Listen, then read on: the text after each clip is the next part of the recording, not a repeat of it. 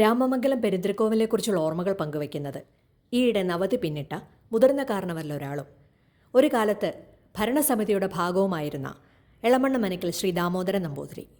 ഞാൻ കുറെ കാലം എൻ്റെ ഓതുന്നതിനും സമാവർത്തനം ഒക്കെ കഴിഞ്ഞപ്പോൾ ഞാൻ ഇടയ്ക്ക് വന്നാൽ ഈ ഇവിടുത്തെ ശാന്തികാർ ആവശ്യപ്പെടുന്നതനുസരിച്ച് കീശാന്തിയായിട്ട് ഇവിടെ പലപ്പോഴും വന്ന് ശിവേലിക്കുക. എനിക്ക് അടുക്കള പണിയൊന്നും വേണ്ടി വരാറില്ല. ഈ തിടമ്പെടുത്തോണ്ട് പ്രദക്ഷിണത്തിന് വയ്ക്കും. ട്രാവൻകൂർ റൈൻസ് പെരുമ്പാവൂർ ജോലി അപ്രൻറ്റീസായിട്ട് കയറുന്നു. അത് കഴിഞ്ഞ് പിന്നെ അവിടുത്തെ ഏറ്റവും ലോവസ്റ്റ് ഗ്രേഡിലുള്ള ജോലിയായിട്ട് കയറി. അത് കഴിഞ്ഞ് ഒരു 5 കൊല്ലം കഴിഞ്ഞപ്പോൾ പ്രൊമോഷനൊക്കെ ഉള്ള സാധ്യതകൾ കുറവ് കണ്ടപ്പോൾ ഞാൻ ഒരു ടെസ്റ്റ് അവിടുത്തെ ഓഫീസിലേക്ക് കുറച്ച് പേരെ എടുക്കണം എന്ന് വെച്ച് ടെസ്റ്റ് എഴുതി ഞാൻ ഓഫീസിലേക്ക് കയറി.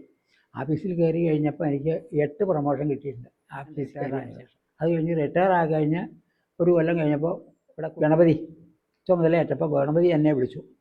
ഇവിടെ വന്ന് എനിക്കൊരു സഹായമായിട്ട് നിൽക്കാമോ എന്ന് ചോദിച്ചു. അപ്പോൾ ആവാമെന്നും പറഞ്ഞ് ഞാൻ പോന്നു. അങ്ങനെയാണ് ഇവിടെ 4 കൊല്ലം കംപ്ലീറ്റ് ആയിട്ട് ചുമതലയായിട്ടുണ്ടായിട്ടുണ്ട്. അത് അന്നാണ് ഈ ഊട്ടുവര ഇളക്കി മേയ, ശ്രീകോലിൻ്റെ ഇളക്കി മേച്ചിൽ, പിന്നെ അതുകൂടാതെ നടപ്പരയിലൊക്കെ അന്ന് ചാണകം മെഴുകി വലിയ എലിയുടെ കോരമൊക്കെ ആയിരുന്നു. അതൊക്കെ നമ്മുടെ ഒരു ഉത്സാഹത്തിലാണ് അതൊക്കെ ചെയ്യിച്ചതെന്നൊക്കെ.